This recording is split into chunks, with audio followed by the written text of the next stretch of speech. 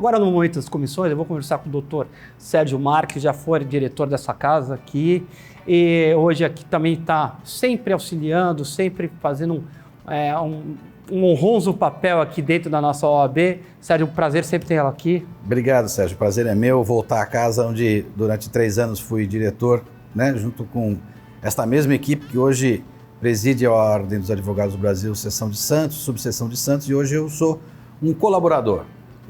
A equipe é muito competente, absolutamente capacitados, e a minha ajuda, a minha colaboração é mínima. O doutor Sérgio Modesto, sempre uma colaboração de peso aqui. Nós vamos tratar sobre um assunto processual, questões processuais, tentando trazer alguns casos concretos para exemplificar o que a gente vai debater aqui. Nós vamos falar sobre recursos, né, doutor? Estamos falando sobre os recursos dentro do processo civil e tudo mais, jurisprudência, súmula. Na verdade, as pessoas têm uma noção de que recurso é algo estritamente individual, quer dizer, só interessaria para aquela pessoa e para aquele caso específico, para aquele processo.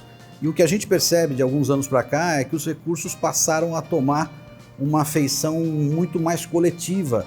Quer dizer, o novo código ele ampliou a função do recurso, deixando de ser apenas um mecanismo de impugnação de uma das partes, né, a parte derrotada, porque há muitas hipóteses em que essas discussões que se iniciam individualmente, elas se transformam em algum momento num paradigma coletivo. Portanto, nós passamos a ter uma nova feição recursal, deixando de ser alguma coisa que interessa apenas para o perdedor, podendo eventualmente interessar para um grupo de pessoas que estejam naquela mesma situação. Na verdade, realmente atinge a coletividade de uma maneira mais clara e tem a ver também com o dinamismo da sociedade. As relações de comércio, principalmente, agora, pós-pandemia, também vai ajustar uma jurisprudência para... É verdade. Eu acho que a jurisprudência tem um papel fundamental. Quer dizer, a gente aprende desde cedo nos bancos da faculdade que a jurisprudência é também uma fonte, né, uma fonte de direito. E nos países que não têm a mesma estrutura jurídica que a nossa, os países Estados Unidos, Inglaterra, que tem outro modelo de justiça, isso sempre foi muito presente. E nós, no Brasil, ligados a outra cultura de administração da justiça, sempre valorizamos muito mais a lei, o texto da lei, a aplicação concreta da lei. Mas de uns tempos para cá, nós precisamos de fato tornar o judiciário mais efetivo, né? Não dá mais para julgar 1,5 milhão de casos iguais. Quer dizer, essa pandemia fez com que a gente tivesse à nossa frente uma série de situações, de pendências, de lides idênticas.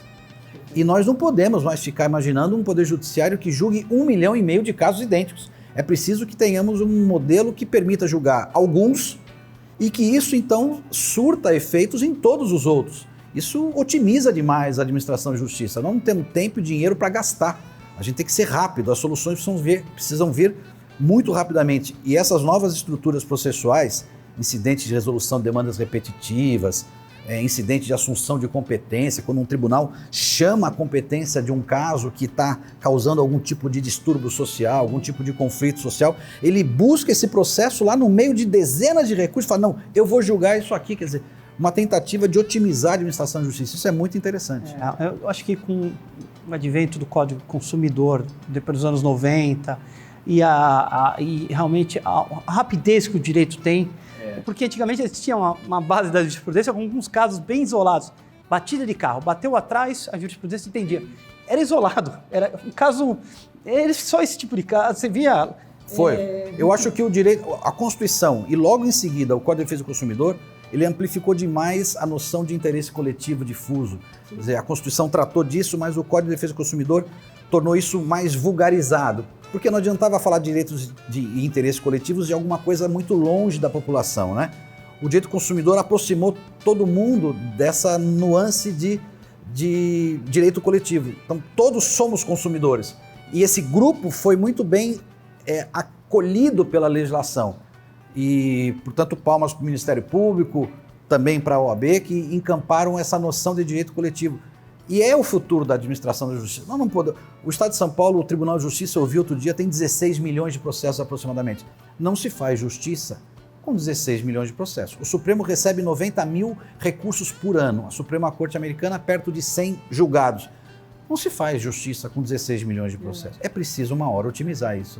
Precisamos, e a gente tem que lembrar também que com a internet as matérias ficaram, houve uma rapidez muito grande da própria sociedade. Ela se desenvolveu com técnicas de comércio, disso e aquilo. Coisa que, se você lembrar que dos anos 90, início do Código Consumidor até os anos 2000, a jurisprudência era bem lenta. Até havia uma discussão entre o Código Civil, indenizações e consumidor. Então, de repente, uma hora para outra, pum. Foi. A informática nos atropelou e teve essa influência. Quer dizer, o direito teve que se adequar a uma nova realidade que veio de fora. Quer dizer, talvez não tenha sido nenhuma percepção do próprio direito, mas ele foi atropelado por uma alteração no jeito com que a sociedade encara as notícias, encara os problemas, e esse imediatismo das relações tomou conta do direito. Não é mais possível você ficar numa situação, o povo não aceita mais esse tipo de situação que se arrasta. É óbvio, a estrutura ainda é um pouco deficitária e, portanto, vai ter uma demora. Mas a ideia de criar mecanismos... Ontem eu vi a publicação do CNJ instaurando o 100% digital, né? Processo 100% digital, tudo digital. Não tem mais volta, né? E o processo civil acho que acompanhou também esse imediatismo através desses mecanismos que tentam coletivizar decisões jurisprudenciais. Eu acredito que houve realmente, e até para o telespectador, o que ele está, até elucidar o que acontece, são essas decisões que a gente vê em plano de saúde, né? E essas questões que também vão chegar a um denominador comum, que é a questão das mensalidades em faculdades, todas essas questões que envolvem a sociedade, problemas que... Até questões tributárias, IPVA, quem é que deve. Quando os tribunais passam a dar soluções uniformes para casos concretos, isso é bom para os dois lados. Para aquele que acha que tem direito, e tem, para ele buscar esse direito. E para aquele que acha que tem, mas não tem, para ele não se arvorar numa aventura. Quer dizer, ter uma posição concreta sobre casos específicos é bom para todo mundo. Para aquele que de fato tem direito e buscá-lo, com a certeza de que vai ter, e para aquele que acha que tem, mas de fato não tem, não entope o judiciário com mais causas. Quer dizer, escreve um livro depois sobre como é injusto o mundo, mas pelo menos não vai atolar o judiciário. Então acho que isso, de fato, mudou um pouco a visão do poder judiciário. Colocou esses muito precedentes, bem. né? Esses precedentes colocou, evita realmente uma aventura jurídica. Sem dúvida. Porque perder, no final das contas, um dos dois ia.